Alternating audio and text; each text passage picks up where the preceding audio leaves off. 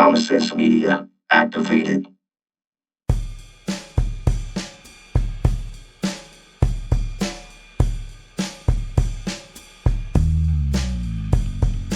Live from the 210, it's the Wave of the Future show, and we are your hosts, Mr. Trey M. Carr, and I am E. James. Gentlemen, Happy New Year. What's going on, guys? Happy New Year, everybody. Happy New Year, guys. Yes, y'all. We're back from our hiatus. NFL playoffs are going on. Spurs broke the attendance. We'll talk about that in a minute. But new year, new career, same old us, but feeling rejuvenated by new career. I'm talking about my main man, Trey, over here. Congratulations, sir. Thank y'all very much. Thank you. Yeah, Thanks, I have left the restaurants for the past, and I'm in the corporate world now. Yes. You're a suit now, man. I am. I got a badge to get in. It's weird, Yeah. but it's cool. Cool, weird. He come up there with a new short haircut, looking all business-like, and he's like, hello, I am the fabulous Trey M.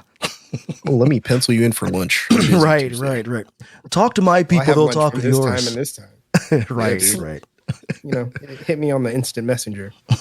My business hours are day 369 and never o'clock. Yeah, man, it's a cool little transition we're making, man. I thank y'all for the love and support over the last couple of months. We've talked about all the types of quitting and firings and resignations, and look at me, took it all to heart. Yeah, man, we had that fabulous trifecta of job-related stuff. Apparently, there's more and more that we never touched on. I don't want to talk about that for a while.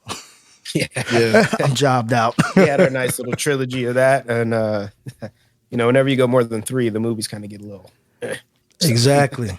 And hopefully, we'll find the right moment to have our Mandalorian or our Rogue One. So, Oh, man, the comeback. Well, our moratorium did inspire 2 individuals to better themselves. So shout out to me and you, Trey, for sure. Sir. Yes, sir. Shout out. Like you said, new year, new careers, doing big things, man. yeah. Just don't get like me. Like, I bought a watch. I bought a chain. Like, I started getting all spoiled. I got boots. I got new boots today. Don't know what to do with myself. Click your heels together 3 times, man. Oh, yeah, End up dude. somewhere. I might go back to Mexico. Back to the motherland. Hell yeah, dude. Oh, man. So, hey, make sure you take Tio Choco over there with you, man. Oh, That's what I'm going to start calling Choco. Trey. Like Choco. Yeah, it's the one that sells the burros. Yeah. Hey, man, that brother he's got it down, though, man. Yeah, dude.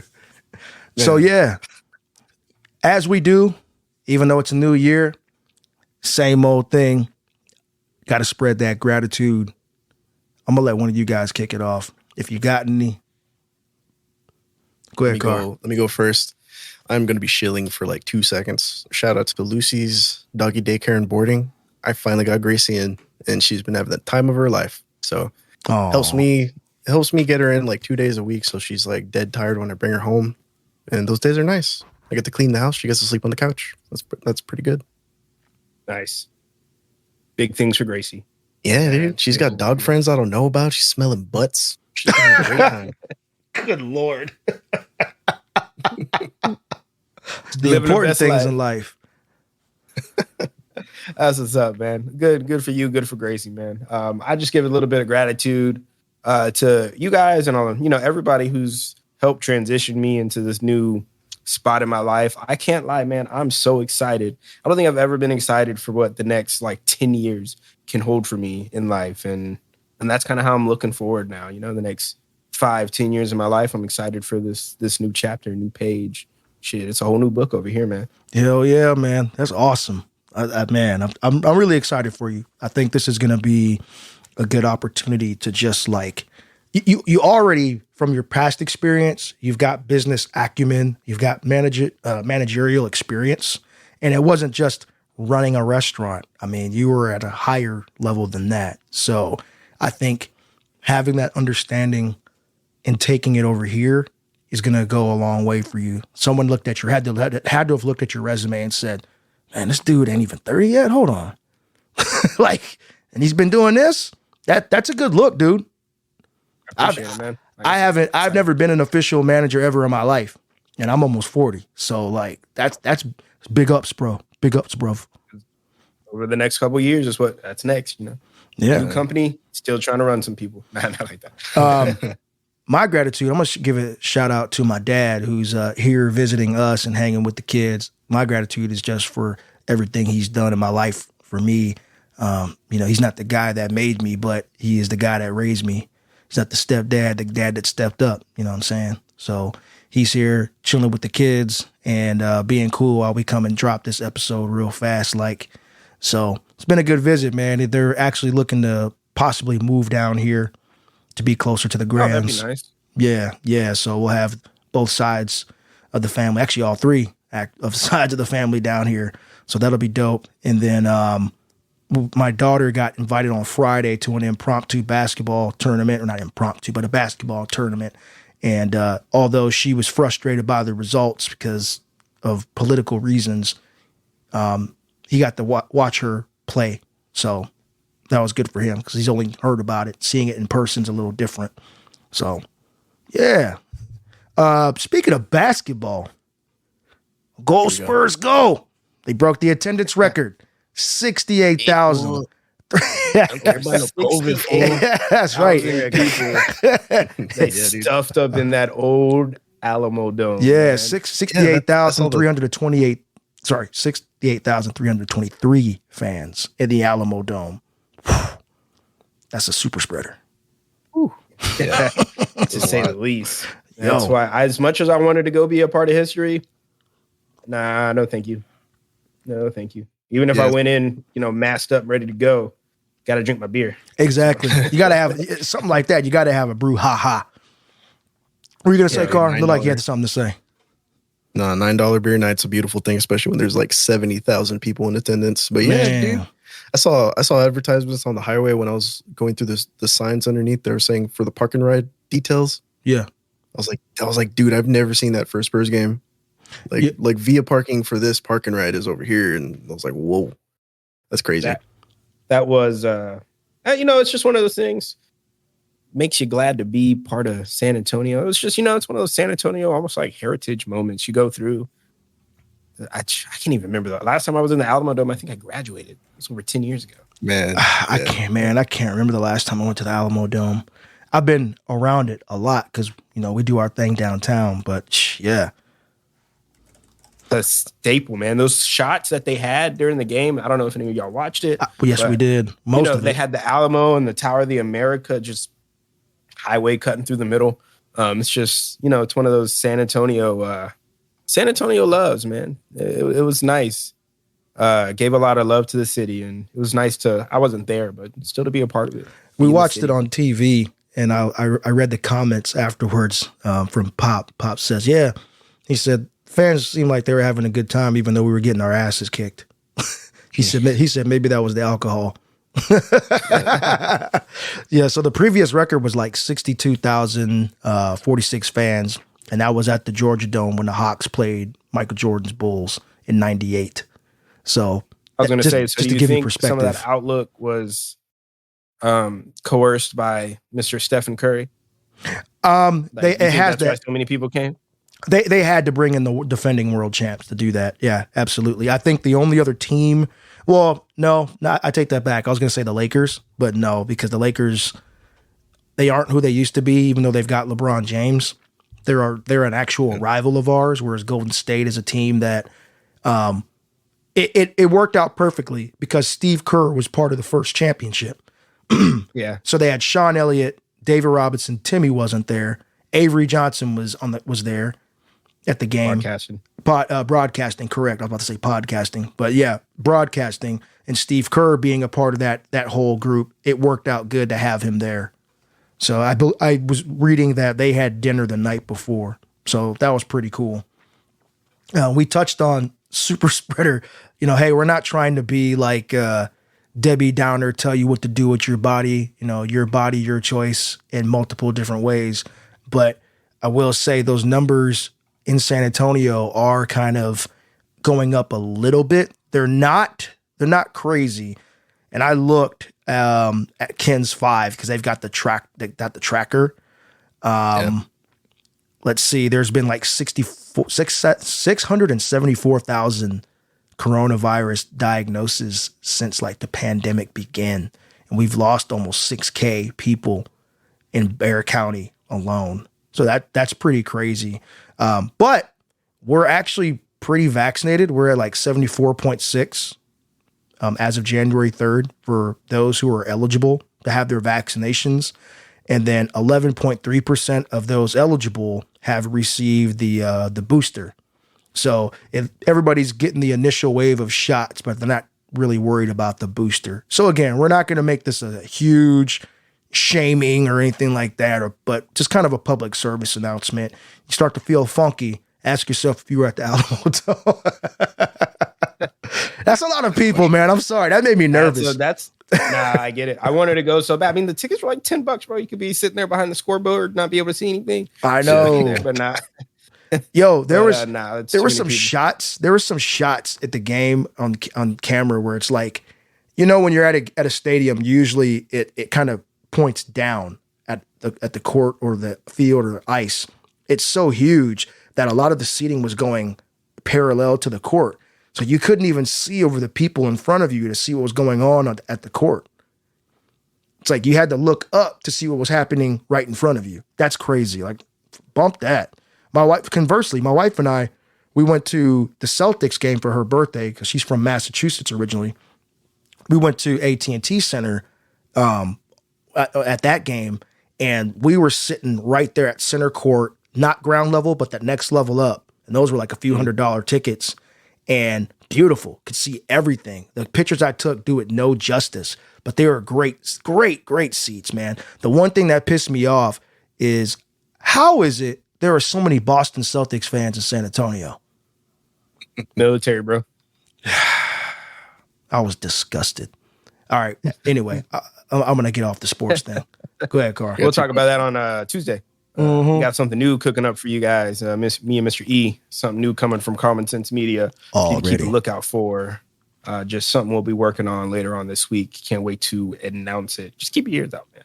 Yeah. But, you know, switching over off the sports wave, just onto something a little different. So I was reading up actually on Forbes is where I saw the article. I saw it on Apple News, but it was a Forbes article. So they found like certain gemstones on the planet Mars, the Curiosity rover. Mm-hmm. One of them was opal. So reading up something I didn't know, a lot of people don't know.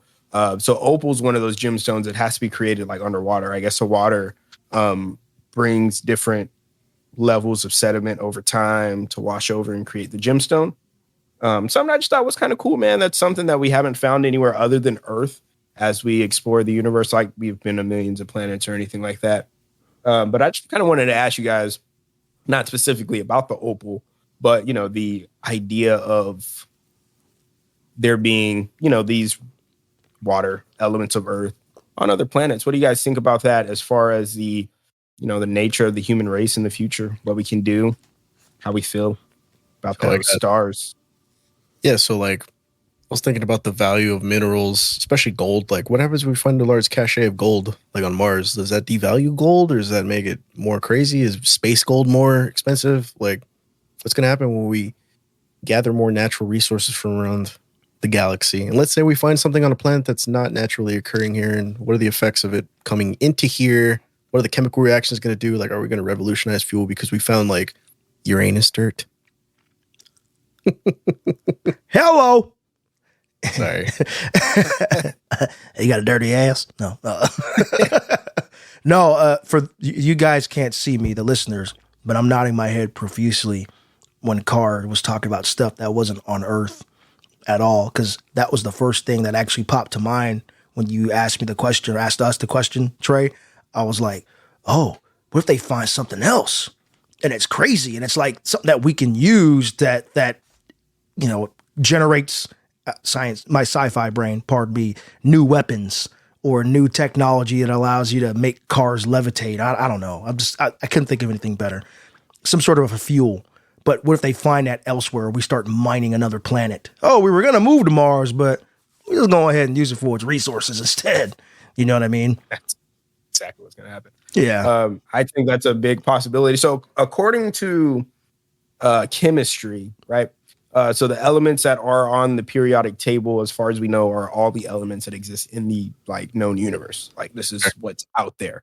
But I find that like very hard to believe, like extremely hard to believe. There's no way that there's only, the set amount of elements that are on the periodic table out in the universe. We don't know so much. The mining of things, I think that's going to really be what brings space travel around. I think we're going to find something like like what they used to make the PlayStation 5s that they couldn't find for a long time for those microchips. We're going to find something like that out there that they're just going to go mine the hell out of. And that's going to be what industrializes space travel, which I don't think we're that far from. But it's a great aspect just to kind of think about what's really going to break us out there, what's really out there, and how much we don't know what to expect from the great beyond, the final frontier, as it's called, Space Force. Let's go. Space Force. They're called Space Cadets. I learned something new this week. Are they really? Space Cadets.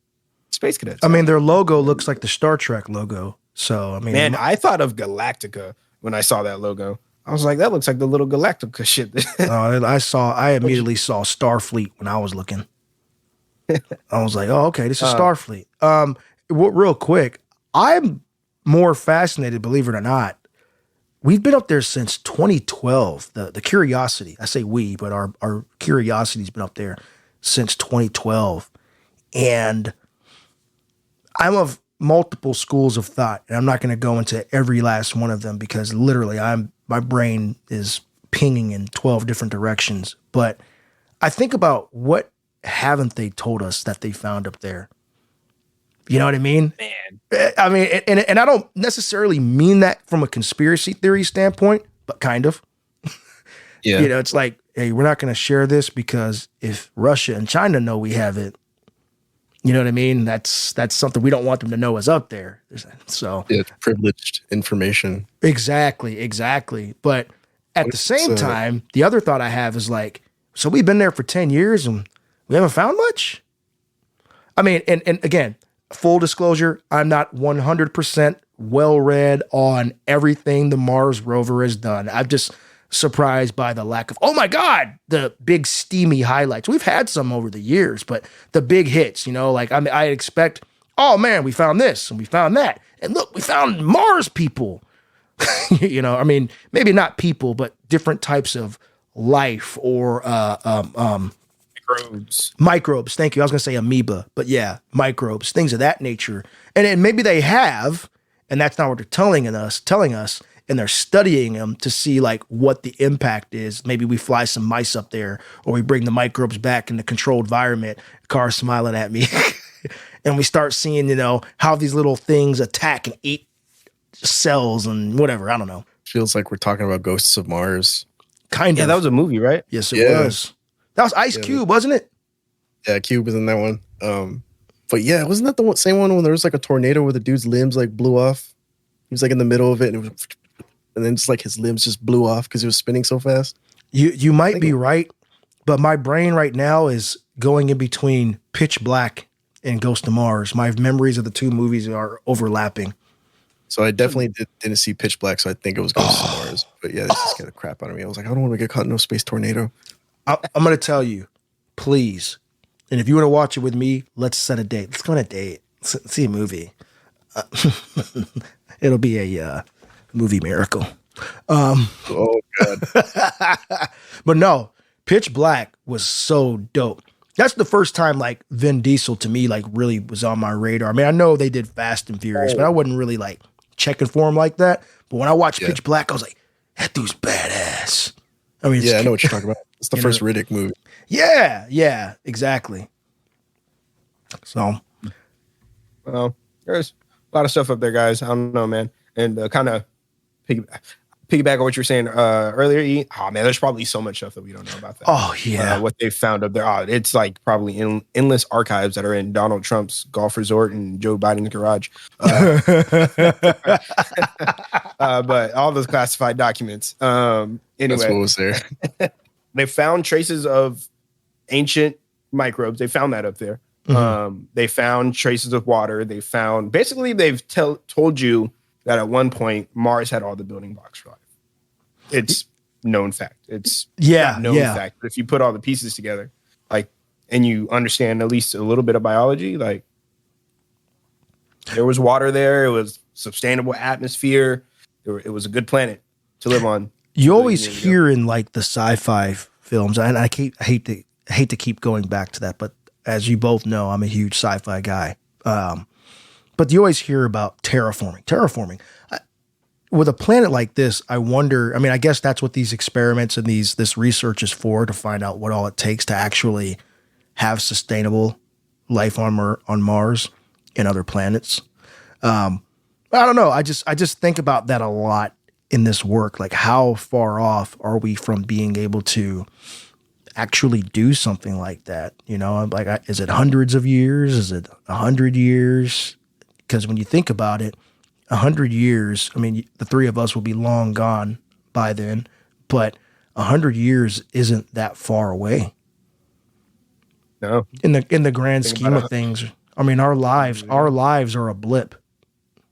You know, dogs and cats have shorter lives, and we have short lives. They have shorter lives. Like, it just goes like that. So it'd be interesting to see what this is going to look like.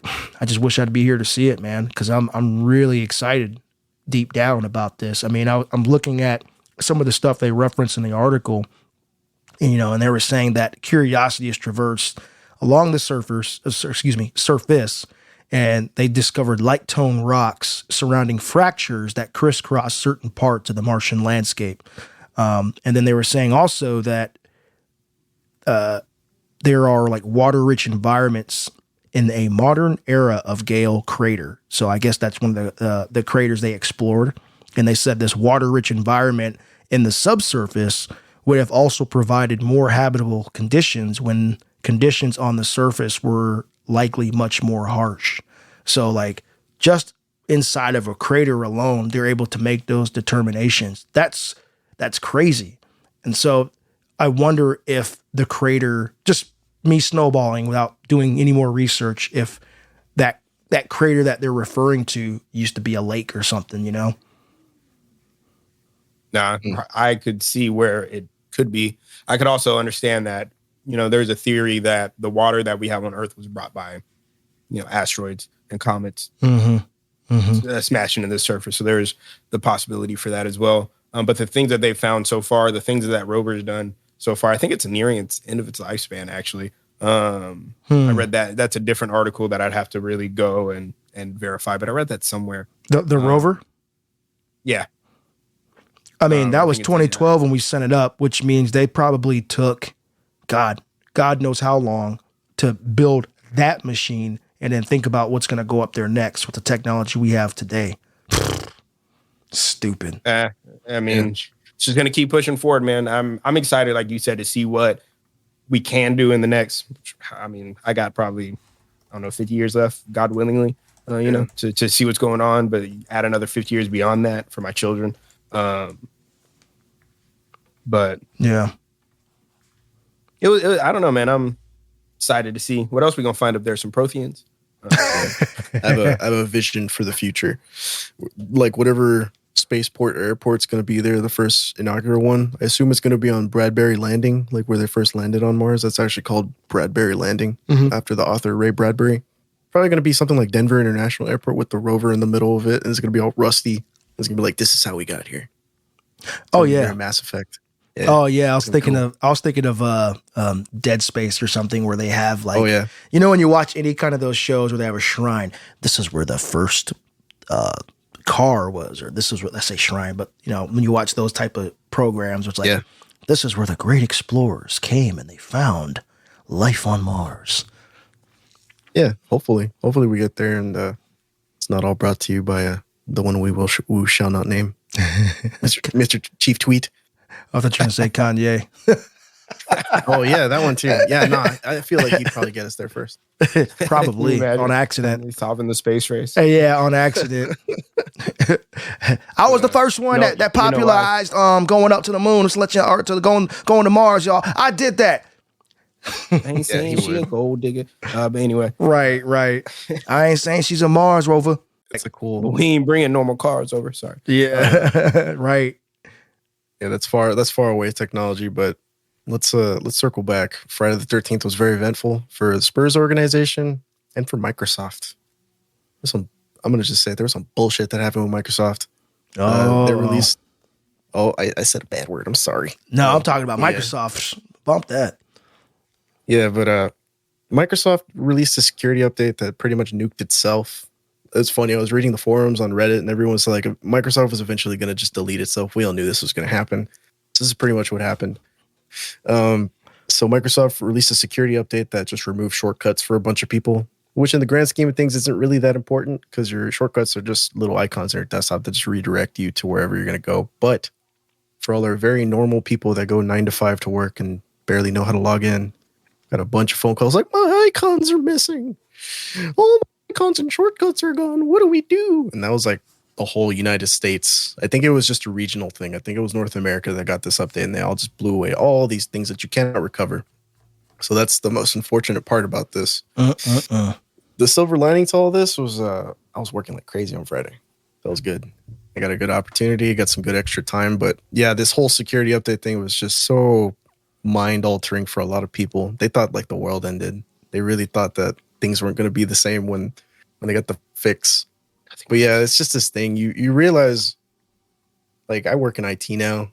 This is like my first real big IT job. But you come to realize, like, when you're on the other side of the fence, these little minor inconveniences really do ruin a person's day, and they take it personally.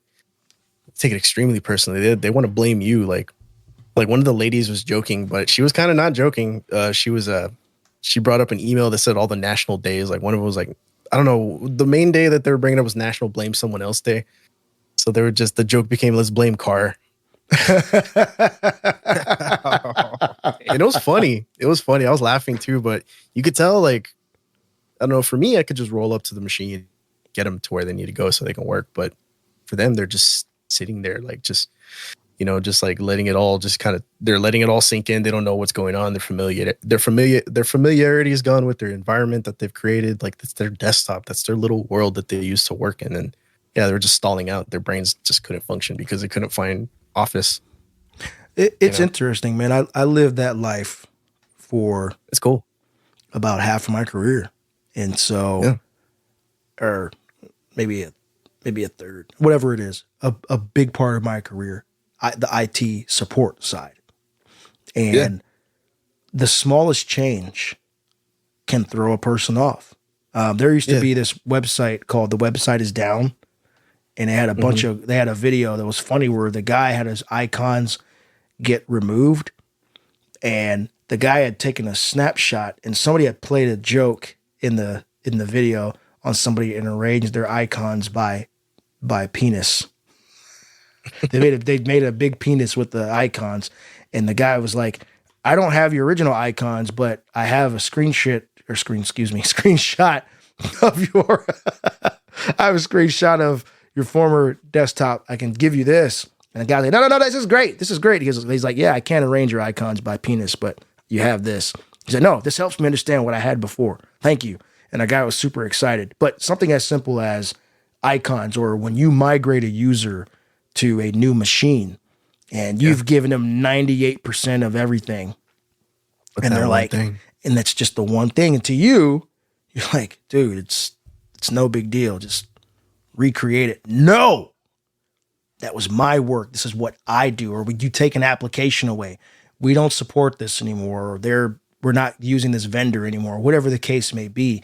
That shit sucks.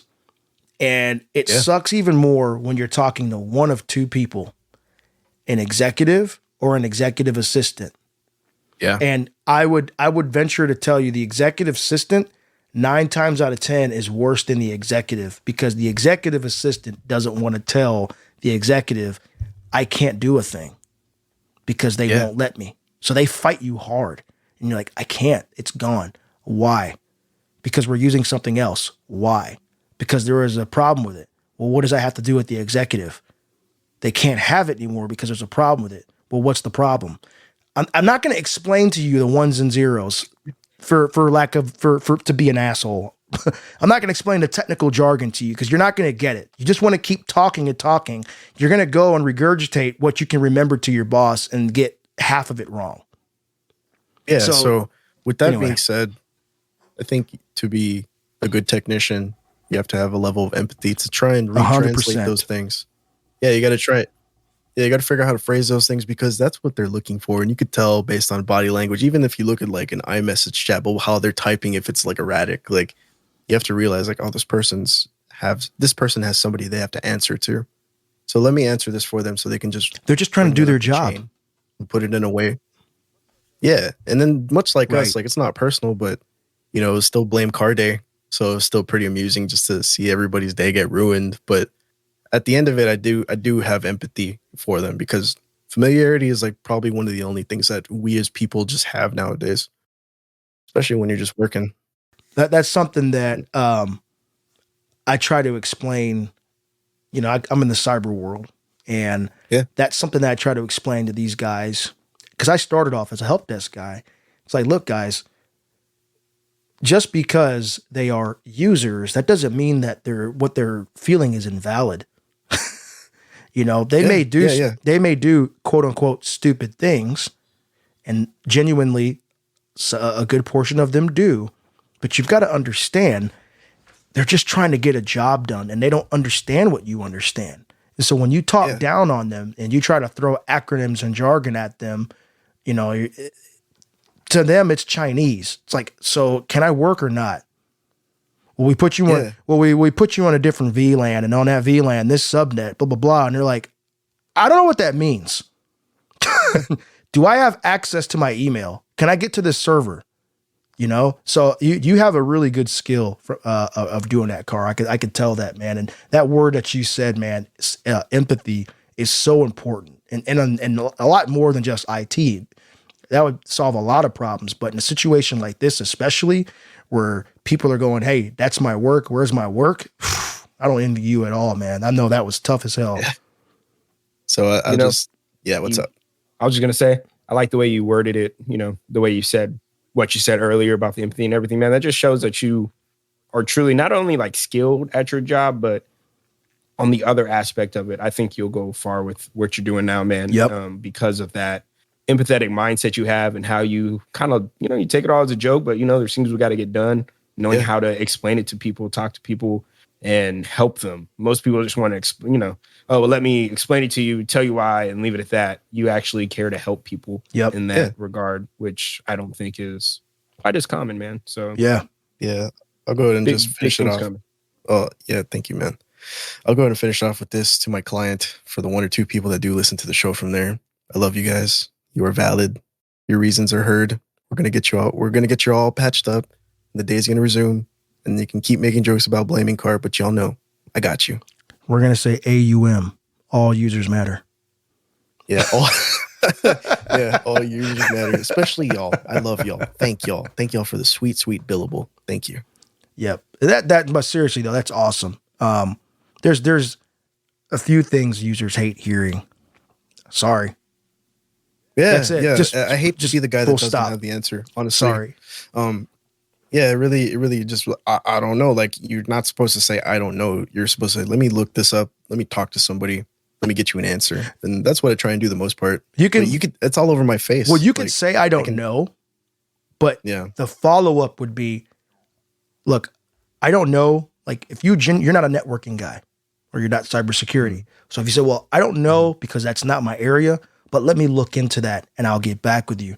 And that right there gives you a level of ownership, you know? Yeah. Because I've told people that often, like, I don't know. And they're like, what do you mean you don't know? I'm like, well, that's not my area of focus, but let me get back with you. And I go talk to some people like in my area now, they look at me like an IT guy. I'm like, I'm not your IT guy, but let me go talk with IT because I know some folks. I'll come back. Let me get a complete answer. And then I tell them, and even though whatever the situation may be, if I can't fix it or if there's nothing that IT can do to fix it, I at least circle back and say, here are the options. Here are the things we can do. And unfortunately, the things that we cannot do. And I think just coming from it with, as a friend of mine told me, palms open instead of closed fists, that goes a long way. Yeah. Yeah. And shout out to the homie that we got over on our side. Thanks to you, Mr. Edge. He will remain nameless. Oh, you could throw his name out there in the Discord, Mr. Booty Pants. Yeah, Booty Pants has been really, really helpful. So every time I go up to him, I learn something a little bit differently. That's my dude, man. Yeah, that's just the name of the game.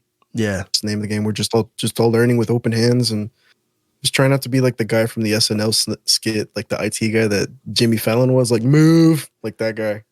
Yeah, dude, don't want to be that guy. You don't want to ever be that guy. And for you, Trey, on your side of the house, being the user, you know, please be patient with some of these guys, because a lot of these guys, toss a coin. Yeah, a lot of these guys are reading from a script, especially when you call them these days. They're reading from a script, and when you go out, when you color outside the lines, they're literally going, "Oh, he doesn't have what's." Yeah, they're typing away. He doesn't have what's on here. Hold on.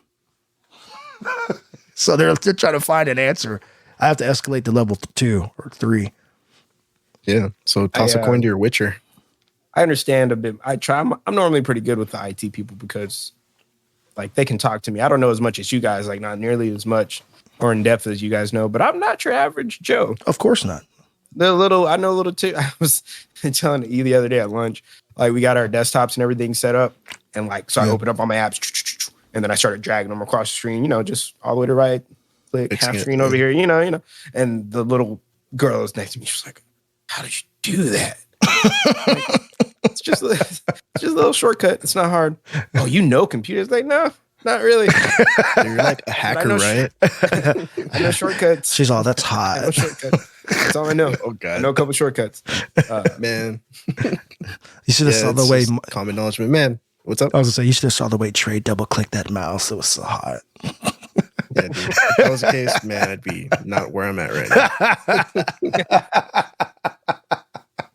now. Oh shoot! Hey, while we talking about tech, fellas, so y'all heard anything? I mean, I think we talked about it briefly, but this Lastpass thing. I just want to do another PSA. I'm feeling like, you know, Uncle Edge over here giving people advice. I'm going to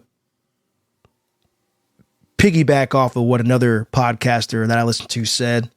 We won't go as far as giving you advice and telling you that you need to leave Lastpass. But if you're considering leaving Lastpass, now's a good time to really consider it. You know what? Screw that. I can't recommend Lastpass to anybody. I had Lastpass up until about 2.5 years ago. And when they started getting kind of funny then, I switched to Bitwarden. And I haven't looked back. Bitwarden's been just fine. My single biggest gripe is that when I load a website in the browser, it doesn't pre-fill everything into the box for me. You have to click it. Like, it recognizes that, hey, you have a login for, I don't know, let's just say cnet.com or whatever, Amazon. But you click it and then it'll fill it all in for you. That is a absolute minor inconvenience for security. Lastpass told people, oh yeah, you know, and I think we talked about it briefly. Well, yeah, we just got like your information about you. We know who you are. It's cool. No, they got more than that. They got your vaults. Heavily encrypted, but they got your vaults. It's going to take a lot of processing and computer power to break them unless you have a very weak password. So if you're the guy out there with, you know, fuck you 1923 as your password, Don't be telling people my password. my bad. You know, you're probably screwed. Or spring, summer 23 as your vault password. Not a good look. Don't do that.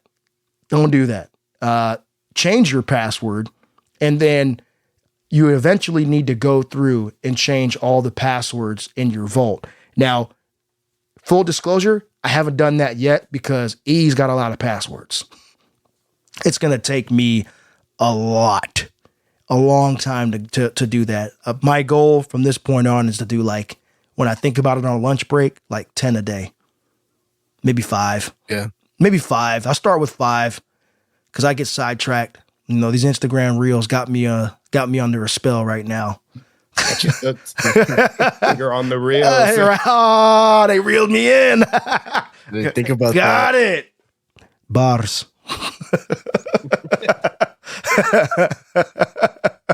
So just to highlight for the listener, Trey casted out a fishing reel. Yes, he did. Edge back in. Oh yeah, they can't see. So I'm looking at.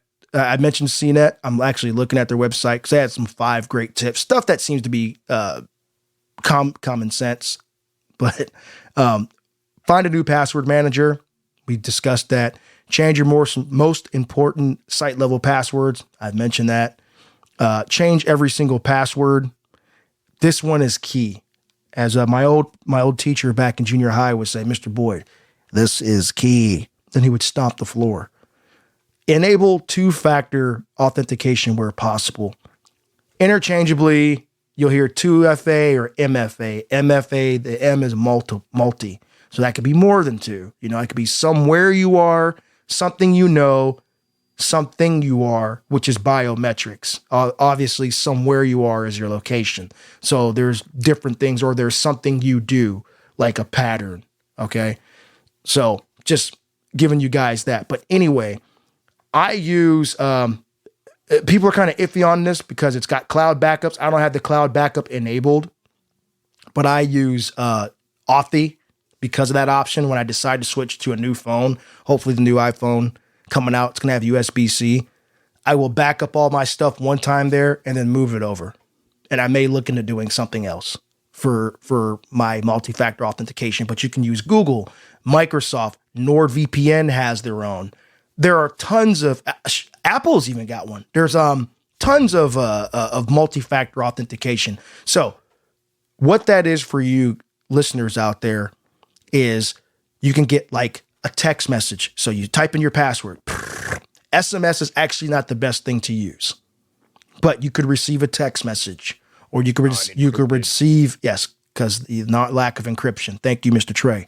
You could receive an email, but if your email is hacked, bad guys got that too. So with these apps like Authy, Google Authenticator, they give you Microsoft Authenticator. They give you a 6-digit PIN. It rotates and changes every 30 seconds. So you set that up, you synchronize it by either scanning a QR code or typing in the key that's in there. Usually they use a QR code because it's easier to just pre-fill. But then you would say, okay, my password, my weak password of summer 1923, exclamation point, right? Terrible password, but I type that in and then it'll say, okay, now give us your code. All right. 587-923. Don't try it. I just thought of 6 random numbers off the top of my head.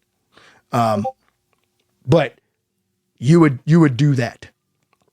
And so that allows you just to have another layer. So if a bad guy has your password, then they have to have that factor as well to kind of help you to be able to take over and compromise your account. If you don't have that set up and a bad guy's got your password, then you're going to be screwed because they can use MFA to authenticate and say that they are you and take over. So I just wanted to throw that out there because you were talking tech and it's been kind of front of mind for me. There are other alternatives. Like I said, Bitwarden, Dashlane is one, iCloud Keychain, 1Password. Bitwarden's my main one. I've got a couple of passwords in the iCloud Keychain just because I wanted to see what it was like. Stuff like pizza. But anyway, little PSA for you folks out there. So Microsoft took away your desktop icons. The dark web took your passwords. And guess who wants to take your oven away, guys? It's the government. Oh, shoot.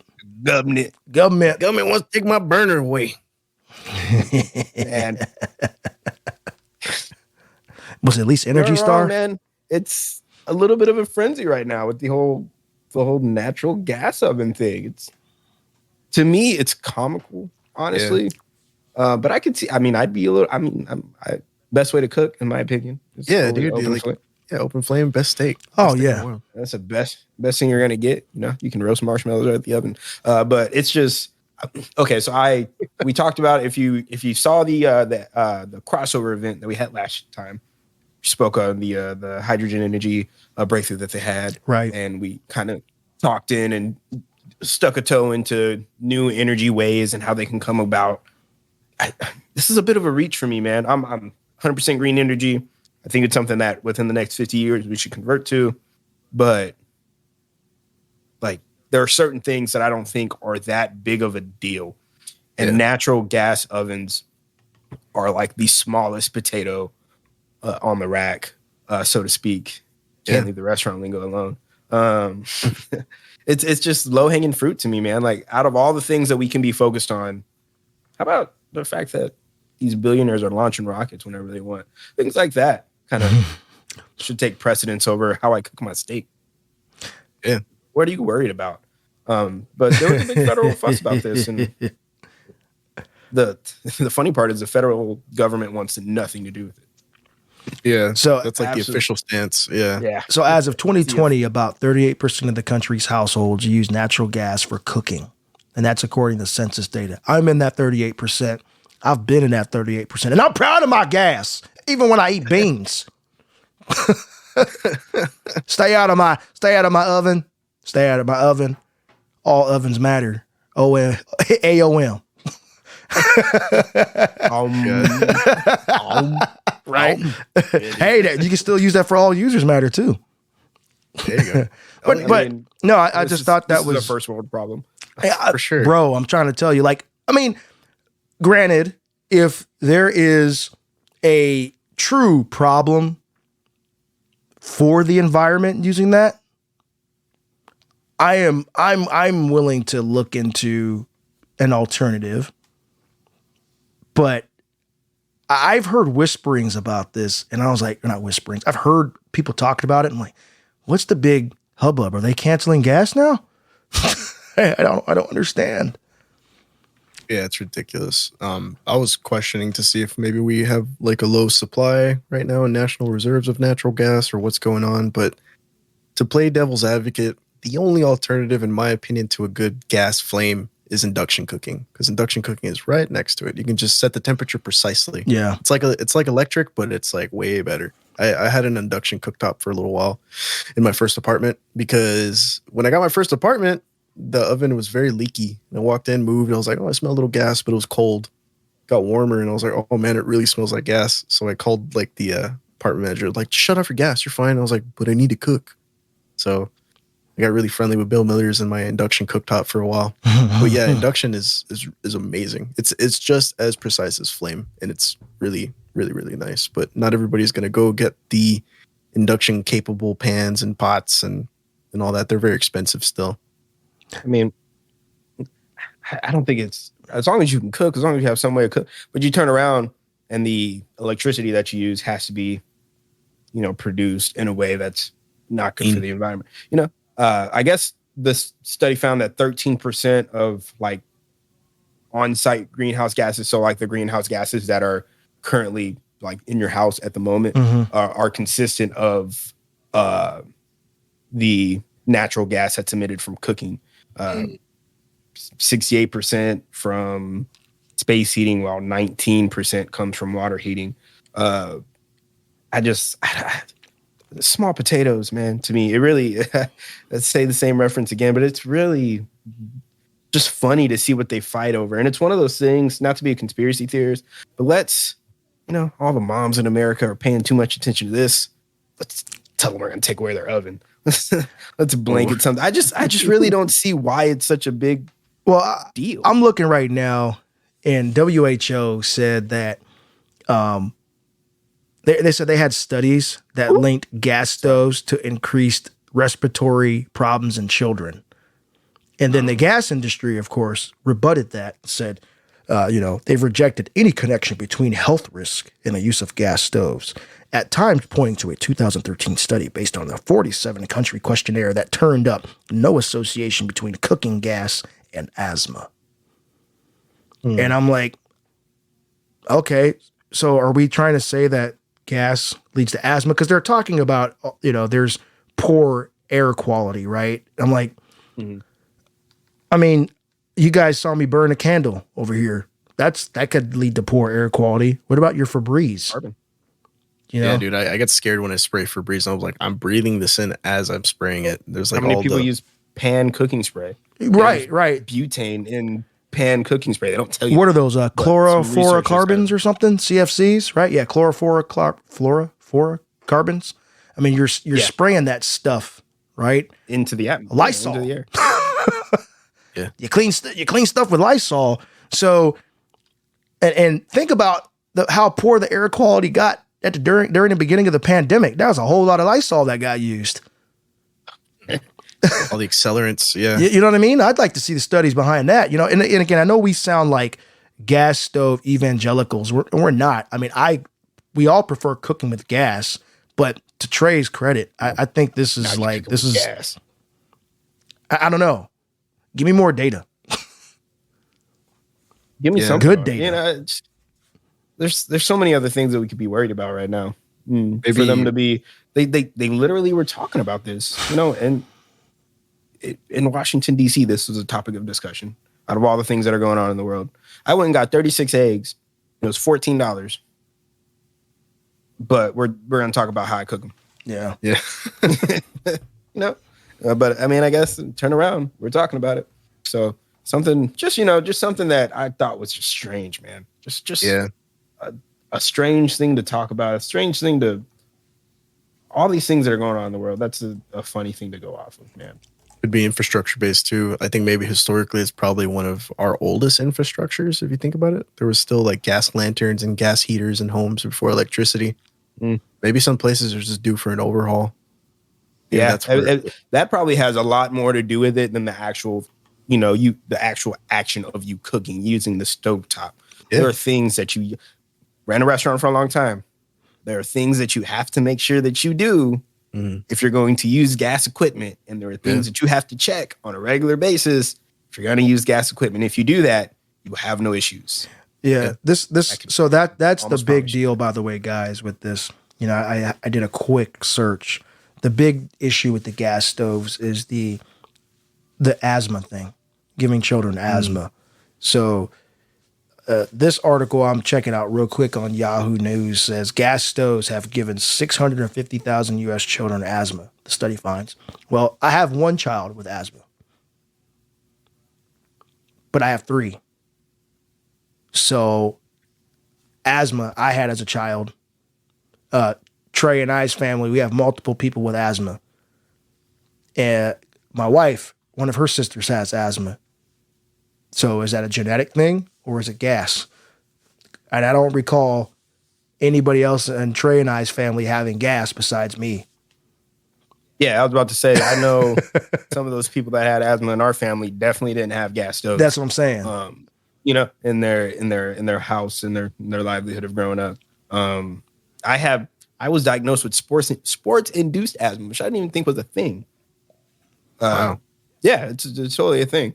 So there's so many things that can attest to that. And I don't know. I guess you use natural gas for a lot of other things if you use it. Probably some houses that'll heat your water. You can have electric water heaters, but there's a lot of other things that you can use it for. But again, if you check the things in your house, then you're doing what you're supposed to do, and you're going to limit those things. You also, don't leave the burner on, no flame. There are things you can do. I don't know. It just seems like one of those reaches to me. If it's giving people asthma, you look into it, but there's probably, if you went through a day-to-day things of my dad's got a truck that emits this, that, and the third, that I spend an hour a day in commuting compared to the 30 minutes I spend cooking. Yeah, there's a lot of things that you can dive into there. Slippery slope, I guess. Yeah. You can roll coal. Yeah, I mean, I'm just, I'm torn on that one, man. And again, it's not that I'm some big proponent of just natural gas. I mean, I'd like to cook with it, but I just feel like we need a lot more information on this. This might be a one that we circle back on to keep a close eye on. See what the research, keep an eye on it. See what the research says. Bring it back in, I guess, when there's a little bit more research on it. A couple more studies. Now, especially now that this has been brought up in the news, there's going to start to be a lot of studies on this. We're going to find out people that were studying this for some time. So suddenly died. No, I'm playing. No, I mean, and a big contributor, I've known this for a while, is methane gas. And as you both, or maybe you don't know, I don't know, I don't want to assume, you assume my knowledge, that methane gas is responsible for like 11% of, 11% of the planet warming emissions. They always talk about methane with global warming and the greenhouse gases and all that other stuff. So I don't know, guys. I don't know. That's going to be interesting to follow. I feel like this is the catalyst. I mean, you need studies like this, but this will be a catalyst for a lot more people talking about this. This is going to be our next wave as a society, I think, where you'll see more and more research over the next couple of years. Now that it's on somebody's radar.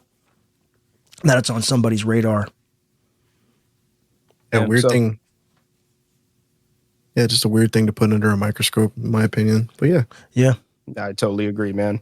So while we're talking about this thermal induction heating of the stovetops and the gas range thermal heating that we're doing there, there's also an issue for those folks that don't know with our PlayStation 5s. Now, I don't know how many people were blessed to be a PlayStation 5 owner. I know E's got a PS5. I also have a PlayStation 5. So there's this thing in your PS5 called thermal paste that covers the processor of your PS5. That's what makes the games load. And usually mounted to a heat sink in any computer. Yes, but they did something different with the PlayStation 5. So there's some studies have come out with the PS5 that people who, like myself, stand their PlayStation 5 up in a vertical position, there is an increasing likelihood that thermal paste that covers a processor can leak, spill out, run down your motherboard, and just short out your PlayStation 5, which I found absolutely frightening. Scared. I haven't moved. It's like, I'm so scared. Like, I don't even want to move my PlayStation now. yeah. I'm so scared.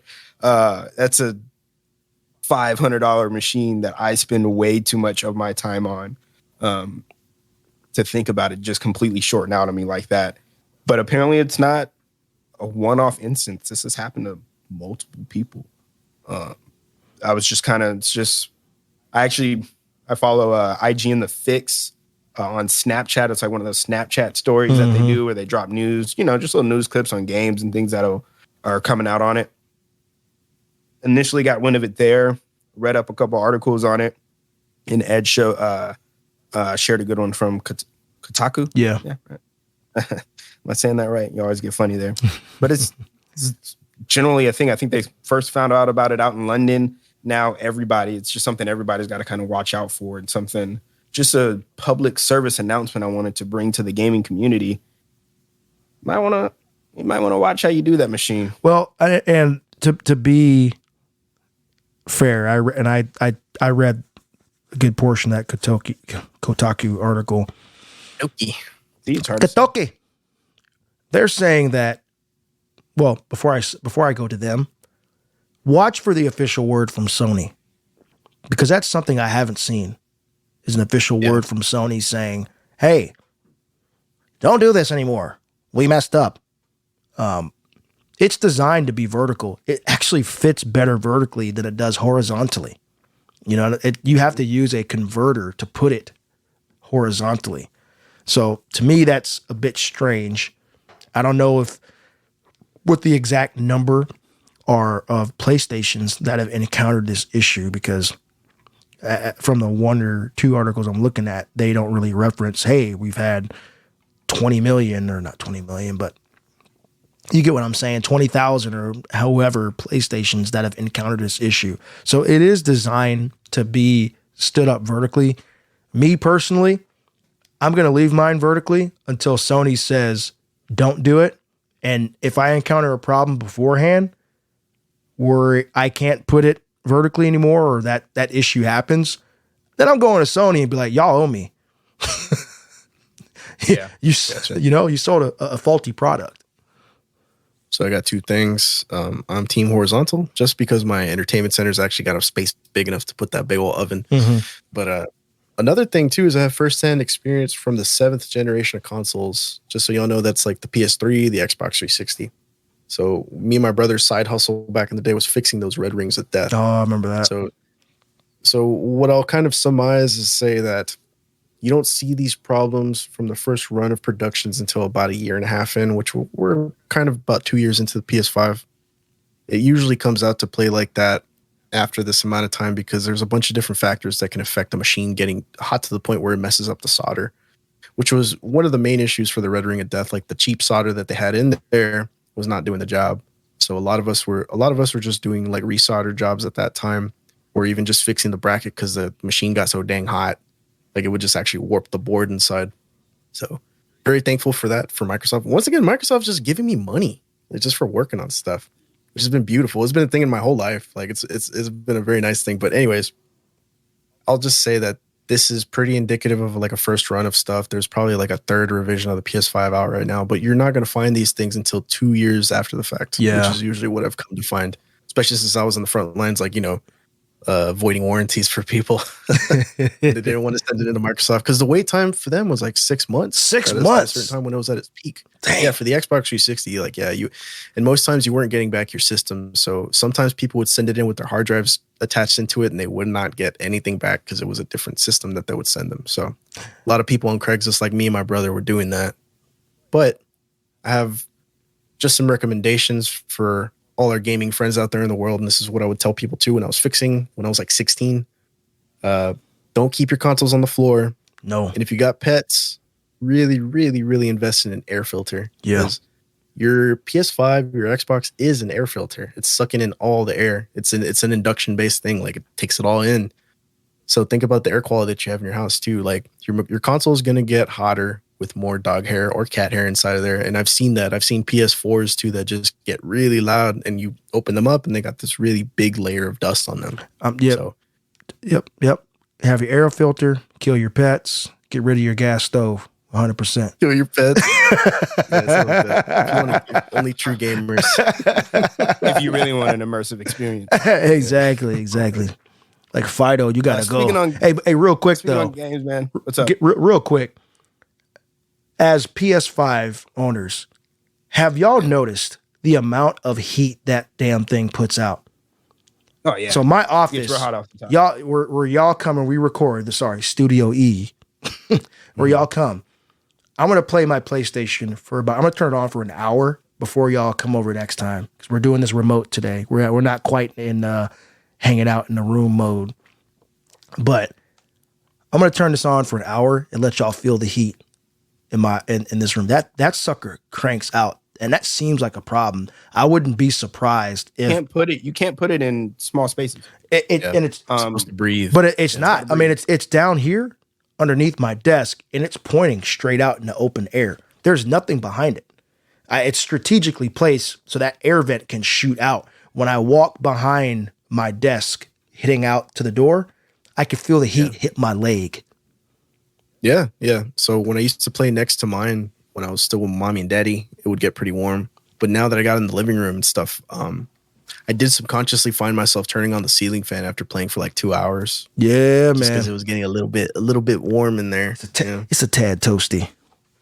But I'm used to it. I got this PC next to me that we're talking on right now. Like, if I game hard on this, that's my heater for the night. I don't got to turn the heater on. Yeah. Hey, so what are y'all playing on your consoles, by the way? Just out of curiosity. So I actually, thanks to the good graces of PlayStation Plus, have dived into Mass Effect.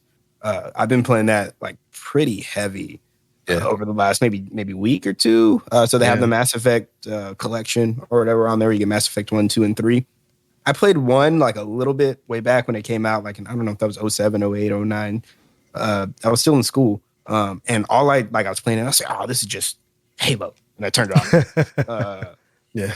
was like, nah, man. But going back into it, man, that game is fun. And for somebody like we were talking about the Mars thing earlier, the rover on Mars would have found like for space exploration, it gives some ideas, man. Like I just galacto, it's not even universal exploration, but just for getting across the galaxies.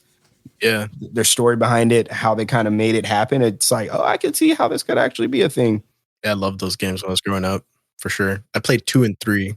You know, art often imitates life and vice versa. Game's got me nerded out right now, man. I played it for different reasons, for sure. I was trying to clap some alien cheeks, but, you know. So in the remake, I think they tightened up some of the things that you could do in that game. Oh, yeah? Yeah. I might play again.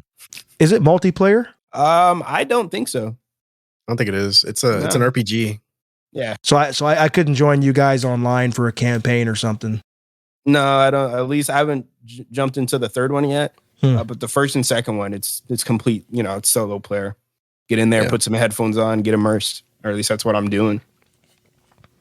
I've been playing 2 games, actually 3 games. Outriders. If I did it in order, it would go Outrider or Godfall. I played that with my cousin. Outriders. I was starting to play that with my buddies, and they all went to bed one night, and I said, man, I don't want to play this right now. And I'm going to talk to you all, the World Wide Web, like you're my Catholic priest in the confessional booth. Tell me your sin, son. Thank you, Father. This goes out to my boys. I'll say your letters, E, M, and J. I'm sorry. E and J. I'm sorry. Right. E, M, J, right. I have been appearing offline for the past 2 weeks, but I've been online playing Horizon's Forbidden West. Forbidden game. I love that franchise to death. That's my favorite PlayStation exclusive. Is it my favorite game overall? It's very close. It might be to the Borderlands franchise or Dead Space. But no, Forbidden West is just gorgeous. Gorgeous. And It's immersive. And, you know, Trey kept telling me, you got to finish it. You got to finish it. Oh, I'm in there, baby. I just fought a Slaughter Spine. Whew! I thought the Thunderjaw was bad. Boy, oh boy. I was wrong. The Tide Ripper, yo, you got to play this game, Carr. I'm telling you. You got to get it. I actually got a copy. I got a copy from my buddy. I just haven't played it. Play a little bit. Bro. You got to play it. You got to dive into that. But you can't just play a little bit because you got to dive into it. Yeah, you got to sit down and I played you really got to.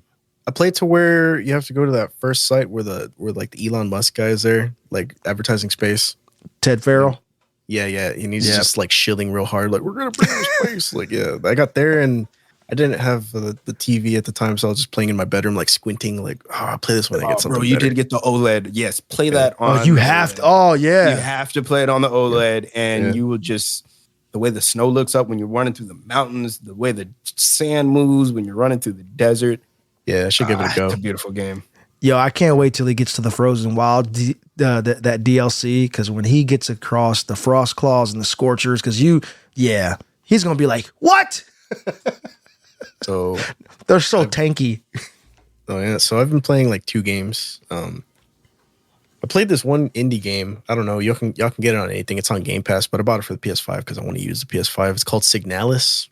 It's like this little 10-hour game. It looks like a PS1 game, but with high def graphics. So it's a weird little game, but it plays like Resident Evil and Metal Gear Solid put together, and it kind of has like Silent Hill vibes too. It's very, very nice for a 2-person team game. It's like this robot lady who's trying to find her friend, but it's like very Silent Hill too. But all the levels play like sneaking missions kind of, and you have a gun with a laser pointer, so it looks just like Metal Gear Solid 1. Nice. I do like it. It's pretty cool. It's weird. It goes into first person sometimes, and it's just like it's got vibes, it's got atmosphere. It's kind of scary. It's kind of spooky, and like the sound design is really good. Like killing the enemies is satisfying. Reading the articles inside the game is really fun. Like it's just been a cool time. It's got like an anime look to it. So it's kind of like a Ghost. Yeah, it's like a Ghost in the Shell kind of looking thing, but it plays like an old survival horror game, which is like right up my alley, which is like where my heart beats. Like, oh, survival horror. You said two things that I'm really excited about now. First of all, Ghost in the Shell, and then you said Silent Hill, and now I'm like, I gotta play this. Well, yeah, it starts off like with a lot of references to Silent Hill. Like the main character like wakes up in a bathroom, kind of like Silent Hill 2. And it's just the same kind of setup. There's like so many like love letters to those games in that game. It's quick too. Cool. So I've just been playing through it every now and then, doing that, and I've been playing that Rick and Morty game, that High on Life. Dude, it sucks. The creator is like in trouble right now for some domestic That's what stuff. I just heard. Yeah, but this was back in like 2020, so the case is dropping like this week or something. But What did he do? I don't know, beat some girl he was like dating, allegedly. Let's just say allegedly. Justin Roiland, right? Yeah. And everybody was like clowning him on Twitter, like, "Oh no, Nick, I got in trouble. You got the warp gun," and just it was bad. But I'm gonna back out of this and say I'm separating the art from the artist for now. And that game is just like so crunchy for my brain. Like I guess I got like a brain that needs to pay attention to like 5 moving parts at the same time. And it's kind of funny just having a gun talking to you while you're shooting everything, and everything's got like funny little quips. But they just came out with a new game where the gun talks to you, and I can't think of the name of the game. that's the one. It's High on Life. Oh, is that it? Okay, yeah. I really want to play that. Is it good? Because I really wanted to play that. They got the little knife, like a stab, and then use it as like a grapple. So it's stupid, but I like it because it's stupid. It plays like a real easy Halo because there's like a literal needler in that game, like straight up. Like, yeah, but it's fun to play. It's kind of dumb. You just get to walk around, talk to aliens. You get to sit down and watch the TV like in GTA 5. It's got like just so many just nonstop stupid jokes, but it's been like a casual pastime for me. That was one of my favorite guns in Borderlands 2. When on the mission where you got the chip where you take the AI and you put it in the gun, and he would say, why did we stop shooting? Switching weapons, switch them out, dead. And then they have a gun in Borderlands 3 that when you shoot is like, bitch. That's probably where they got the idea from. I know Borderlands was like king of quirky weapons. Yeah. Oh, Cyberpunk, man, you can find a gun like that too. There's a pistol you can find in Cyberpunk that talks to you a little bit. Wait. Oh, that's cool. Yeah. It's one of the side missions, and it's actually one of the better guns in the game. It'll auto lock for headshots after a certain amount of kills. Yeah. So I can't remember the name of the. I haven't played Cyberpunk in a minute. That game's really good. Have you played that on your PS5? I played on my PC. So If you, I guess you'd have to buy it for the PS5. But at least you aren't all buggy, like trying to play on like PS4. Yeah, I got really far when it first came out because I didn't have any issues with it. So, but I think I would prefer the shooting better on the PC anyway, just because controls are always kind of stiff for a shooter with a controller. Like I'm not a shooter controller guy. I'm a keyboard and mouse guy. Oh no, I prefer the of all controls. Actually, I have a PS5, but I prefer the Xbox. I want to get a Series X, but our mutual friend, Mr. Booty Pants, sold me his PS5 for $100 cheap. So that's why I bought it. So check this out. I was going to bring this up too. I've been playing High on Life on Xbox Game Pass streaming, dude. Like it's coming in at a better latency now. Like it used to be real bad. It used to be dog water. I'm not going to lie to you.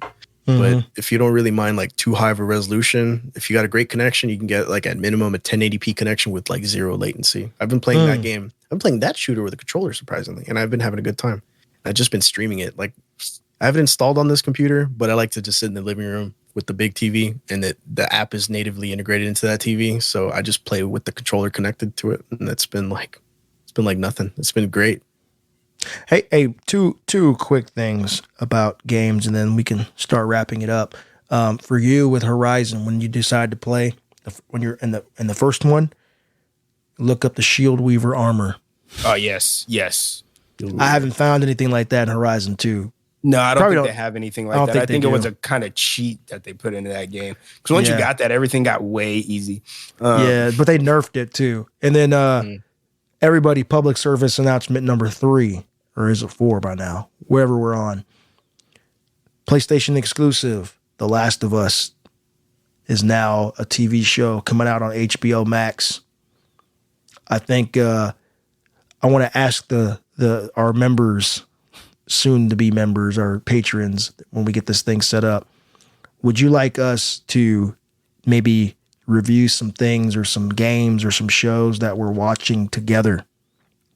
I was gonna kind of spring this to you guys when we close the show, But I'll ask everybody live and direct. I'm going full Elon right now. But if you would be interested and have us talk about a game, and we all play a game and we review it together, or we talk about our progress through the game, or maybe do a like I said, a movie or a TV show, and kind of hear us talk about it. A book. I'm even down for a book. You know, the WFS book club. Let us know. You know, send us a message on social media. You know where to find us. You know, Common Sense Media on Twitter, Common Sense Media on Instagram, and then I'm E Can Talk, and Mr. Trey is Marshall on Mics on Twitter, and I forgot what he's on Instagram. I'll let him tell you.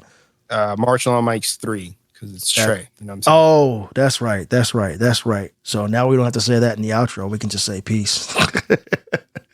But no, I thought that might be something kind of cool that we could do. You know, add a little the listener for it. I'm so about it, especially with this Last of Us series that's coming out.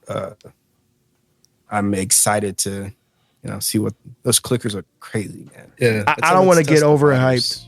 I don't want to get overhyped, but the reviews on that show are great, guys. Yeah, I think it came in at 100% on Rotten Tomatoes. All right, I'm watching. For sure. Yeah. Well, that's going to about do it for us, y'all. Once again, Happy New Year. We're so glad to be back. This doesn't feel like work.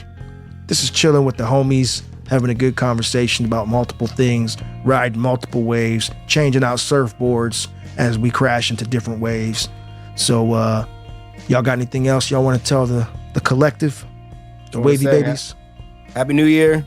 It's a new year, same wave, baby. We're going to keep on riding. That's what we do. New Year, y'all. Thank y'all.